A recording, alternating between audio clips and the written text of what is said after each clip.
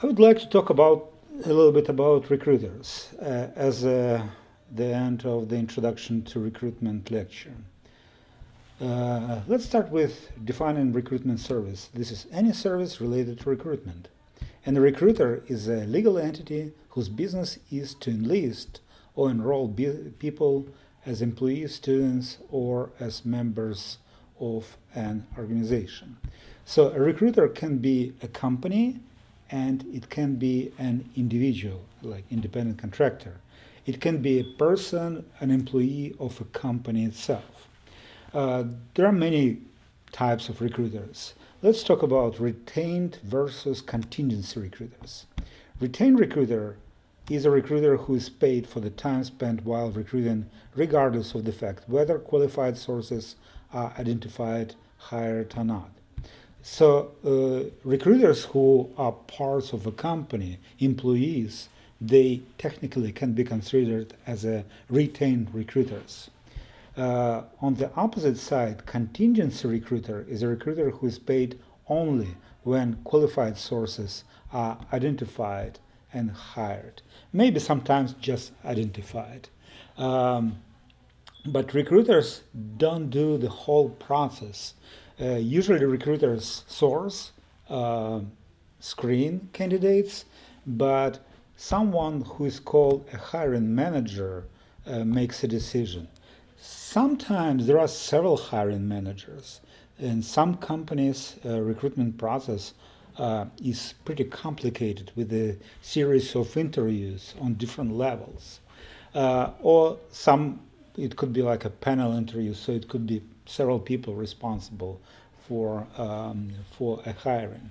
And here is the catch, because like recruiters, they source, screen, or at least like started screening, and other people, like hiring managers, they make a decision. And what usually the recruiter is looking for is not necessarily what a hiring manager is looking for. So there is some difference between those. Companies, mostly companies recruit on, or many companies recruit on themselves. But many companies also outsource their recruitment. They outsource to employment agencies, to staffing firms, to temporary staffing providers, and to headhunters. Headhunters work with only executive level, senior level, C-level jobs, executive jobs, very expensive jobs with like a very big salaries.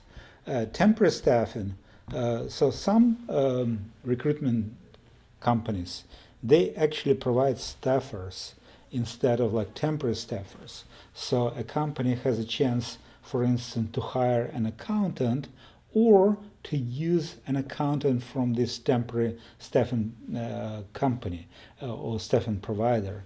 In this case, instead of hiring a person, they will just use someone's services.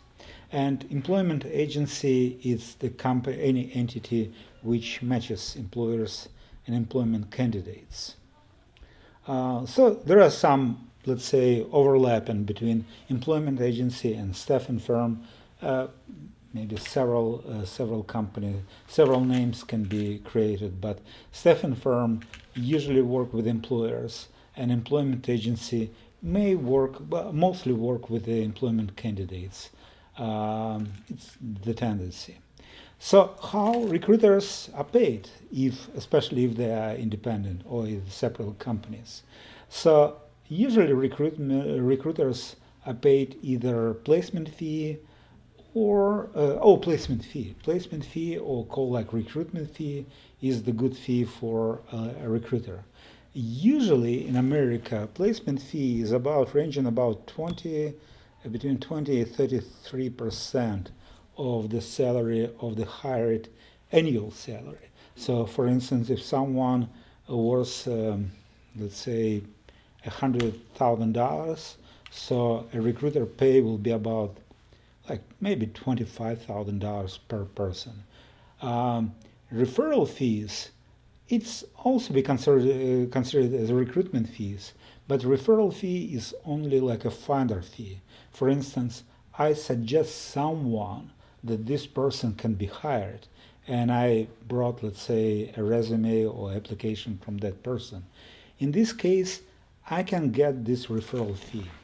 And by the way, when we get back to finding potential candidates, when a company sends this like in-network message, sometimes companies say, okay, we're looking for an accountant, and your referral fee can be, let's say, $200. In this case, they are saving money on recruiters because they will recruit this person directly. They don't need recruiters to reach out, to look, to screen, and so on and so forth. Sometimes recruiters can pay these referral fees if someone finds candidates for them. Saying this, we are ready to jump into Introduction to Career Administration lecture. So talk to you soon. Bye-bye.